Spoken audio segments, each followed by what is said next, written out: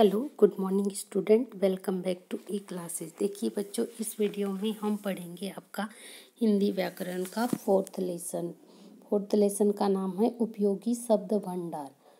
तो देखिए बच्चों, इसमें सबसे पहले दिया है पर्यायवाची शब्द।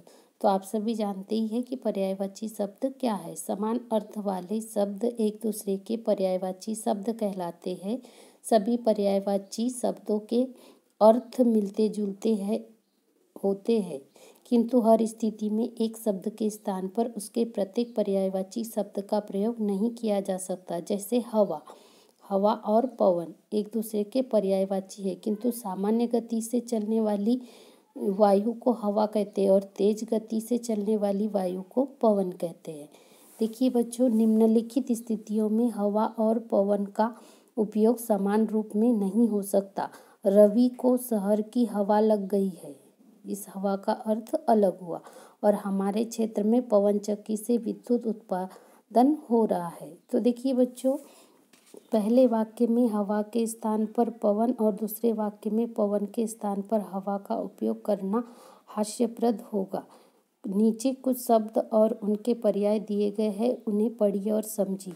देखिए बच्चों, इसमें से आपको ये फर्स्ट जो पेज दिख रहा है 16 नंबर तक के, ये आपको पर्यायवाची शब्द अपनी नोटबुक में लिखना है। इसके बाद है इसके क्वेश्चन आंसर भी आपको स्वयं ही करने हैं, क्योंकि ये आपको जितने अच्छे से कर पाओगे ये आपके लिए अच्छा होगा। इसके बाद है सेकंड, विलोम शब्द। क्या है विलोम शब्द? विलोम शब्द किसे कहेंगे?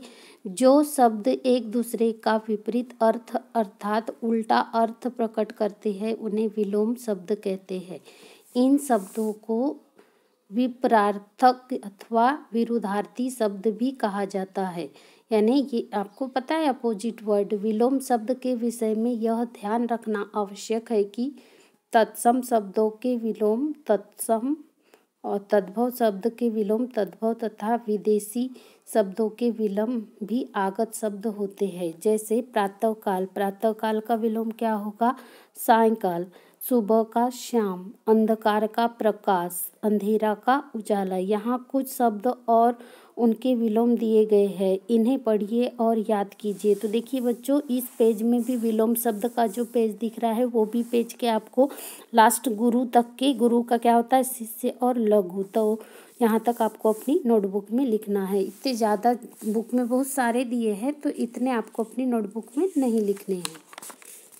इसके क्वेश्चन आंसर भी आपको स्वयं ही करना है। इसके बाद है थर्ड, सूक्ष्म भेद वाले एकार्थक शब्द। कौन से? सूक्ष्म भेद वाले एकार्थक शब्द। हिंदी में प्रायः कुछ शब्दों के अर्थ एक समान प्रतीत होते हैं, जिस कारण लोग इन्हें एक दूसरे का पर्यायवाची समझ लेते हैं। वास्तव में ये बिल्कुल एक जैसे अर्थ वाले नहीं होते। इनमें अर्थ का प्रयोग की दृष्टि से सूक्ष्म अंतर होता है। जैसे शब्दों को एकार्थक या समानार्थक प्रतीत होने वाले शब्द कहा जा सकता है।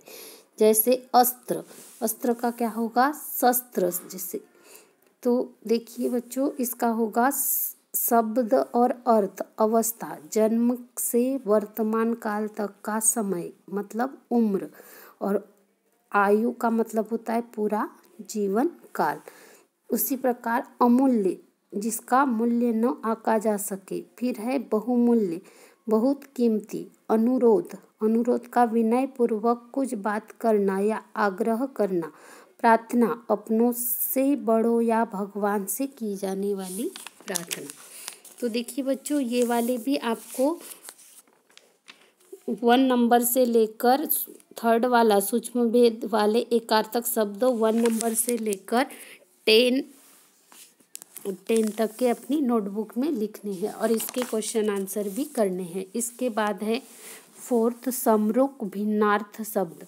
ऐसे शब्द जो सुनने में एक जैसे प्रतीत होते हैं किंतु अर्थ की दृष्टि से सर्वथा भिन्न हो, समरूप भिन्नार्थ या समुच्चरित या भिन्नार्थक शब्द कहे जाते हैं। ऐसे शब्दों में अक्षर या मात्रा का सूक्ष्म अंतर होता है, अतः इनके उपयोग में पर्याप्त सावधानी बरतनी पड़ती है। जैसे अंक, अंक का मतलब होता है गोद। दूसरा अंग, अंग का होता है शरीर का भाग।